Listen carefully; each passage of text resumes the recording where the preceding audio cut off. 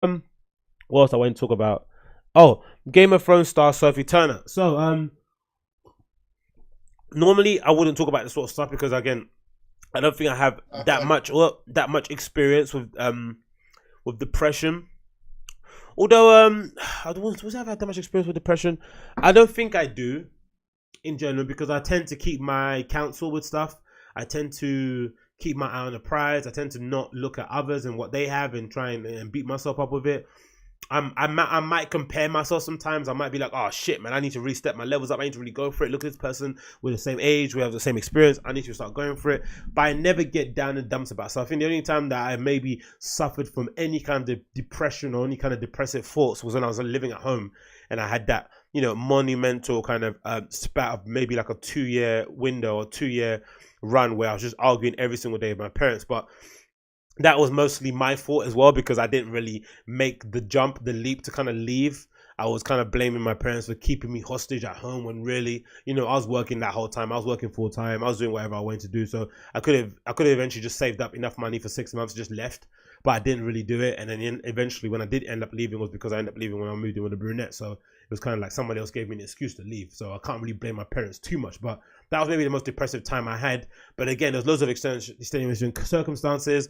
I went to university in London. I stayed at home, living under very conservative parents who were very, they didn't really know how to handle the fact that they were, had a really young man at home who was kind of growing into a young adult who kind of wanted their own independence. I didn't know how to handle them. We had a bit of conflict there. Then you have that conflict of like, a crisis of confidence of what I'm going to do in my career and stuff, because you don't want to end up working on the shop floor for the rest of your life. So those kind of things were maybe kind of led me to think of depressive thoughts, but I never had a period. I never had what I've heard actual depressed people have, right? Where you just wake up one day and you're just bummed out, right? The only time that's probably happened to me is when maybe, I don't know, you've taken, MDMA or a pill or something, you're woken up the next day and you've had that horrible come down that happens when you take ecstasy, right? And you go to a festival. But again, that is a one-off thing. And usually at the moment you kind of stop taking that sort of stuff, and I haven't taken ecstasy in maybe, years, you start to realize, oh, okay, it's good. It's got its moments, it's got its ups, but the downs are a bit too brutal for you to keep going on with. So that's the only thing I might have suffered from. So again, I don't really have that much experience of it, but I think in recent years, especially with my decision to not be on social media as much as I was previously, because if anyone that knows me prior would know that I was the one that was always trying to document my life, everything that I did via social media. I think that came by. Do you remember during the beginning of Instagram when you used to use your Instagram as like a Finstagram? Nowadays people have Finstagrams where they have never profile that they upload anything that they usually do, like any bullshit. But they have a main Instagram where it's kind of more curated. It might be outfits, it might be what they eat, it might be where they're traveling to. But the Instagram is just everything and anything, right? It's you waking up in the morning, it's your alarm clock, it's the overpacked train in the morning, it's you reading something in the paper, maybe a book quote. It's loads of just haphazard uploads that you don't really give a shit about. And I remember in the beginning of Instagram, that's what used to happen, right? I used to use my Instagram the same way I used to use mobile uploads on Facebook. I used to upload everything on Facebook, like mobile uploads. I think I still got maybe a hard drive full of like 20 gigabytes worth of fucking pictures I used to take on my phone all the time that I probably end up putting into a zine sometime very soon. But then over time, I stepped back a bit from it because I found myself living vicariously through other people that were doing the things that I wanted to do without actually doing my things. So I think sometimes Instagram can be good because it makes you get inspired. You can sometimes it's a really good barometer to see exactly how far or near you are to your dreams, or how hard you are working or not working. But again, it is a bit skewed because it's Instagram, and sometimes people only upload their highlights of their life, so there's no real way of understanding where that person is mentally, where they are in their true essence of themselves, isn't it? Because again, you don't know them personally. And of course, you just end up wasting time on Instagram too. There's that aspect of it too. So I ended up taking a bit of a step back from Instagram. So much so, I think of recently, I've kind of deactivated mine. I didn't really use it as much anyway. I just uploaded and dropped. I just uploaded and ran away. Really, I didn't really check my likes or anything. I just kept uploading. I kept it moving. Anyway, but I understand the problems of Instagram. I understand that the negatives of it is that because you get to see everyone on the platform, you do essentially, even if they've got a private account, you just request them, hopefully they add you. But because you get to see everyone on there, it turns into a level playing field, which it really isn't. it's not a level playing field, right? These people, some of the people that you're following have a long history or a long, runway, a long road of experience, loads of years doing whatever they've been doing out of the limelight. Then now they've suddenly come into the limelight and they're on Instagram, and it makes you think that you're not where you should be. You start comparing yourself to people who have been in the game 10, 20, 30 years, but then because they're on Instagram, because you've only discovered them recently, you sometimes think that you're not doing what you should be doing. Or they just got lucky, or they're just better at it than you, or they just whatever it may be. It's just a bad way to compare yourself, right? Especially during festival season. I know for my friends in my social group who are in the scene, I know this season's usually some of the it's the worst time for them on social media because everyone's going to Coachella. Then they're going to, what's the bigger festival they're going to go to afterward? Coachella. Then probably Fashion Week is going to come up later on. Then there's going to be Glastonbury that's happening. Then there's going to be all the other festivals happening in London, like Field Day and stuff. Then there's going to be that festival in, where is it? Is it in Vietnam? The one that a lot of people go to from the scene. Then there's going to be Miami Art Bars and all that sort of stuff. The New York Book Fair. Loads of shit's going to happen, right? Scene stuff that a lot of my friends aren't going to be able to go to or won't be invited to. And it's going to make them feel shit about themselves, right? And Instagram is the worst place to go to when those things are happening, because if you're susceptible to feeling down because you're not where you should be because based on someone else's profile, then you're also susceptible to get a lot of FOMO from people who are at the place that you want to be at. Whether it's a gender trade show, whether it's bread and butter, whether it's this sneaker convention, whether it's this store opening, wherever it may be, it's going to make you feel really shit about yourself. So I think for the most part, some of my friends, I had a really bad relationship with it. I haven't so much because I've never really attached that much value into social media, like as in that. And I just know the platform, right? I know what I'm getting with it. I know the pros and cons. I just try and kind of avoid the things that are going to make me feel bummed out. But with that being said, Sophie Turner from Game of Thrones, she recently was on Dr. Phil and she was talking about how social media caused her depression, which is kind of sad to hear, but also something really revealing. And I think the earlier clip I saw of it, I think she was basically saying that she'd never had any depressive thoughts before she was, I think, 13 or something like that, right? And it happened to, and I think Dr. Phil kind of dug in a bit deeper, and then they realized basically it all coincided with her kind of appearance on Game of Thrones. It coincided with her kind of notoriety in that realm, and then obviously her becoming like a bigger celebrity because of the Game of Thrones stuff, and more, and then she's getting more feedback through social media based on her character, maybe the things people don't like about her, blah blah blah blah, and eventually it turned into full-blown depression. And she kind of speaks about it now. I haven't watched the whole thing, so we're gonna watch it together, and then we can comment as we go along. You really fascinating. I want to know everything about you. I'm really excited to be here. Why are you excited? Because I'm a huge fan of your show. Do you watch the show? Yeah, every day. Yeah. Joe will tell you. I like when I'm doing my makeup. She's going out. She goes out with Joe Jonas. All right, I didn't know that. Okay, awesome. I have spare. I watch your show. Are you like a mental health advocate? Do you like that kind of stuff? I do. Since I was like really young, we've had a whole mental health thing in my family. What I like about your show is how you don't sugarcoat anything, and you do it for the benefit of the person that you're talking to. You say that it's been an issue in your family. Was it like in your immediate family, or is this a generational thing? No, it's my immediate family and myself as well. Yeah. I've suffered with depression for about 5 or 6 years now. So what's been your biggest challenge? The biggest challenge is just for me getting out of bed and getting out of the house. You're 22. Yeah, so that's the depression that I don't think I've ever had. I've had the depressive thoughts in terms of, just generally, if you're somebody with high aspirations, or not even high aspirations, just somebody that just wants more from life, and you're not getting it, and the people around you are, and you feel as if time is passing you by, you're within your rights to feel a bit bummed out, right? To feel a bit like, fuck, man. When's it ever going to get better? When am I going to have that thing? And sometimes you even reach those points where you're like, I don't even want all of what that person has. I just want 5%. I don't even want everything. I just want to be able to, like, I don't know, holiday 4 times a year whilst working on my phone. I want to be able to have my own studio. That's all I want. I want to be able to have one gallery show. You don't even want everything that person wants. You just want 5% of it, but you're not getting it. And that can sometimes lead to depressive thoughts, right? So that's the only thing that I've had. But I never had the idea of, like, not waking up in the morning. The only times I've not wanted to wake up in the mornings when I wanted to go to work or something like that, right? But even then, it's just like, you just have to get on with it because you're understanding straight away that, no, this work is paying for the things that I want to do outside of it. So anyway, let's continue. Right? Yeah. I really don't think I had any issues with it up until I was around 17. And then it all of a sudden just kind of hit me. Is there anything that caused it that you can think of? my friends were all going to university and I was working, but I was still living at my parents' house, and so there was like, I felt very alone. Oh, that's exactly like me. See? Okay, maybe I did suffer from depression. I'm being in denial. Maybe I did. Didn't I just say in the beginning, the only time I had really depressive thoughts was when I was at home. I went to a sixth form. My sixth form was weird because I guess I went to a sixth form that wasn't part of my secondary school, right? So I was an external student. So I didn't have any friends at that new place I went to, apart from a couple of boys that I went from my school with too, that I went from my secondary school to the sixth form with, right? But then once you get to the sixth form, you end up just, you end up splitting up and you end up finding your own friends because you're in different classes. So then when I went into that sixth form, I think I was so desperate to find friends that I invested more in the relationships than I probably should have.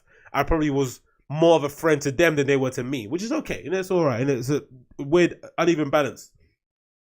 But then what happened is that once I left the sixth form, or once I kind of graduated after the 2 years and then I went to university, I ended up like an idiot picking a university in London, Central St. Martin's, but I ended up staying in London too, living at my parents' house because the accommodation that time was so expensive. And I guess I wasn't really looking well. I wasn't really checking other places. And the dorms, I remember, was too expensive. I didn't have the money for it, the tuition, the student loan didn't cover everything. So I was just in a weird place.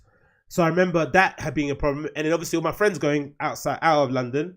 The fact that I was accepted to a university outside of London, specifically the one in Kent, and this tutor was so nice. He really wanted me to be part of the course. He was really enthusiastic to have me in there. Then I said no, I went to Central Mines instead, right? Which is one of the biggest regrets of my life.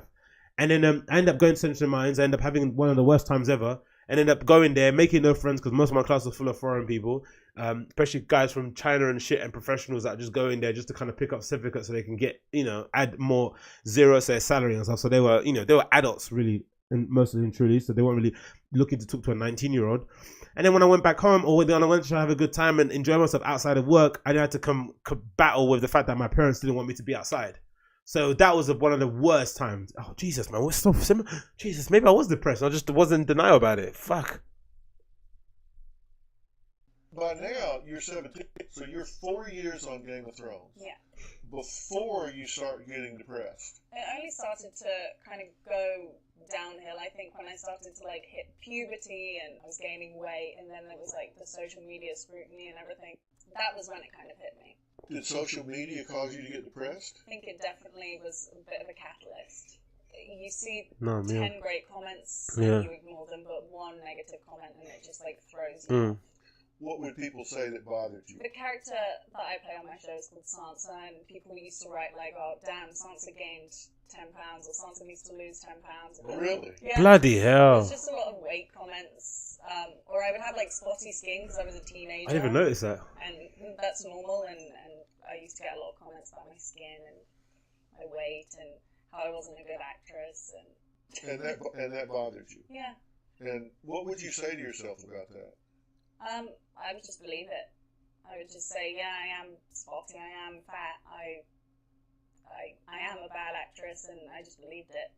So you would go to work the next day. How would that affect you? So her social media stuff isn't even what I was talking about. Remember I was talking about in terms of people in the scene being a little bit too comparing themselves too much to people who have probably shouldn't compare themselves to because they're on a platform that kind of evens the playing field, so and so. But it sounds like her depression is just, again, what a bad time to be on social media, right? You're on this hit show that's watched by millions all over the world. You are becoming a young woman, right? You're going through puberty on TV. You're under scrutiny every single day or every single week when the show's on.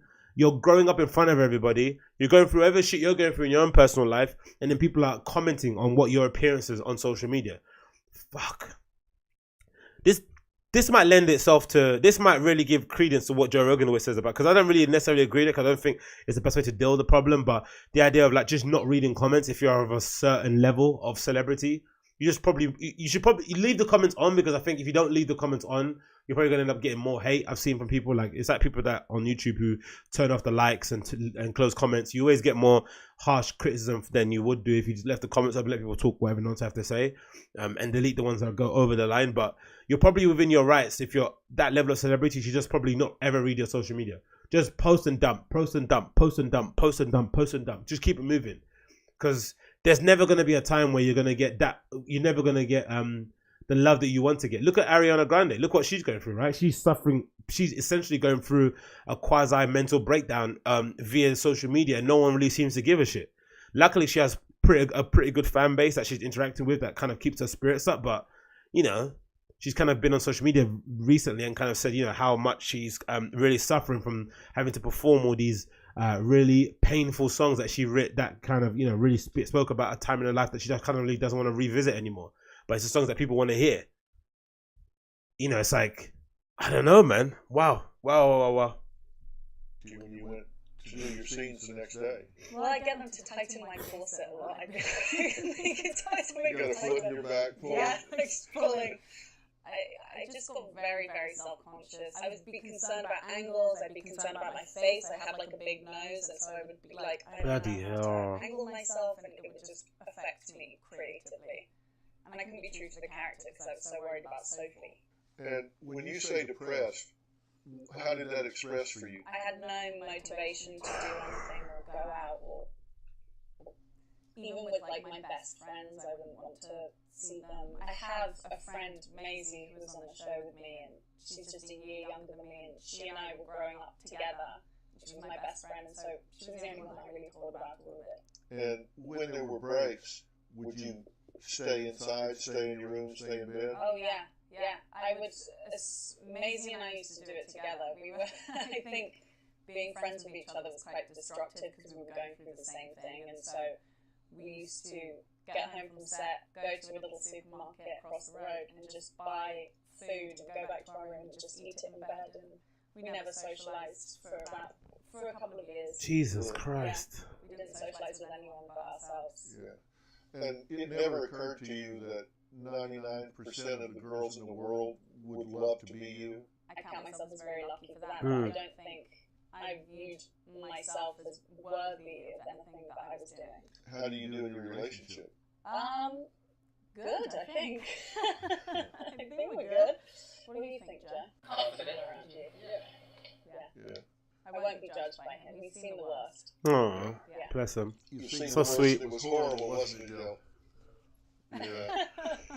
When someone tells you they love you every day, it makes you really think about why that is. Bloody hell, man. I think it makes you love yourself a bit more. So, yeah, I love myself.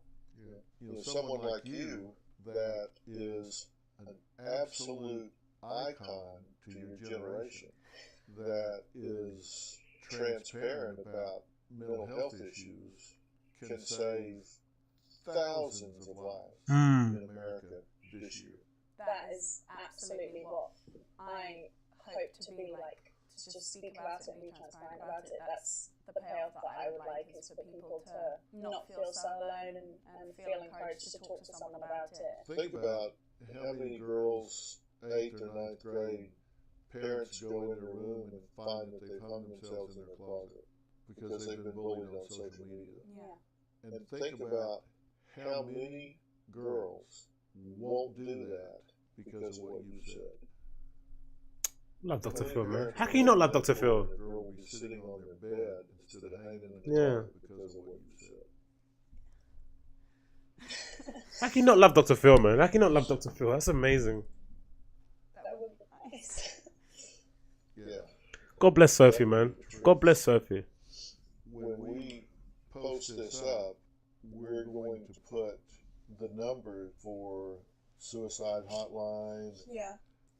I'll get you the statistics Man. of the baseline number of calls they have before this is posted and the number of calls they have after it's posted. That would be amazing. I predict it will go up at least 200% and never come back to baseline. Bloody hell, man. That's how powerful what you're doing can be. That's what I call creating meaning to suffering. Fuck. Man, making me tear up a bit too, man. That's just like it's just hard, isn't it? I think it's hard for us regular civilians to really sympathize with people on that level of celebrity or fame. I think I've kind of I've always tried to do that myself. Nowadays, the older that the older I've become over the years, the more I try to read around top topics, the more I've listened to various people talk on interviews. I've become more I've become more tolerant, and I've also become more sympathetic and kind of viewed everyone like a human being. I think some people just have this block in their head where they're like, oh, you're on TV, you signed up for this is what the situation is.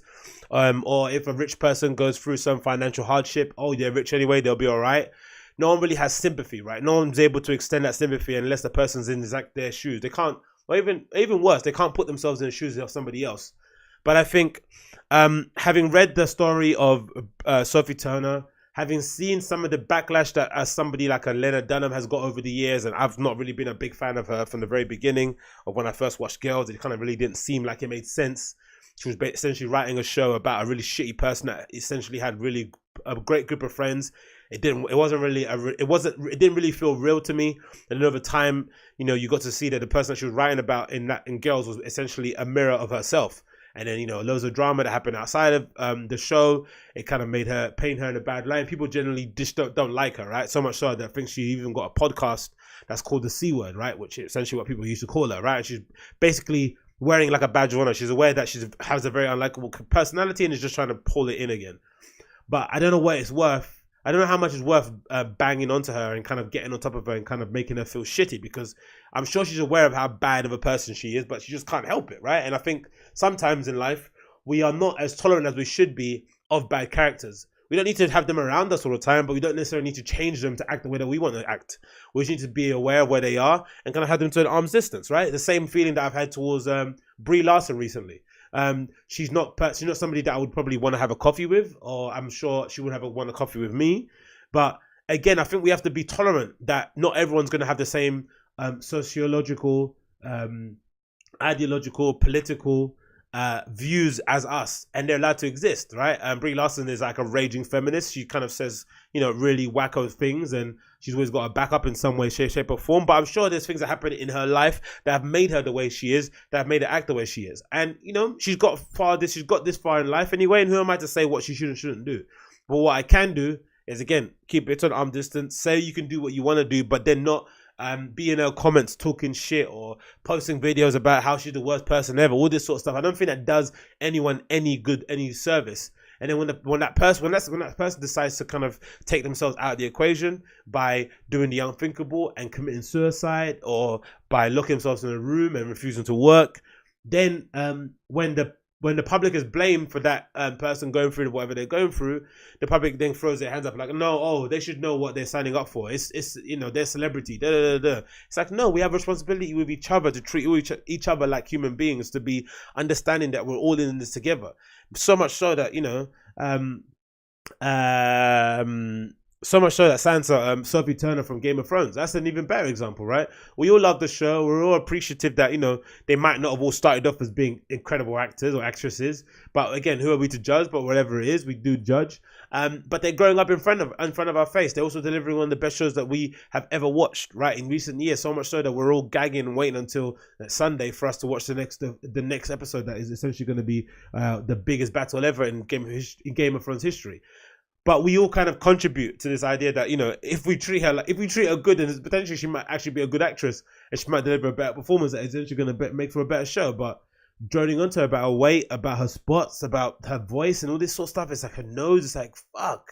What do we want? Do we want her to come into, and then when she turns into the next, and then when she shows up to the, I don't know, to the next season or to the spin-off show with a nose job, we're all going to be up in arms about it, right? We're not going to be happy when we see that. Oh man, she shouldn't have done that. She fucked up her face. But where do you think that comes from? That desire to do that sort of thing.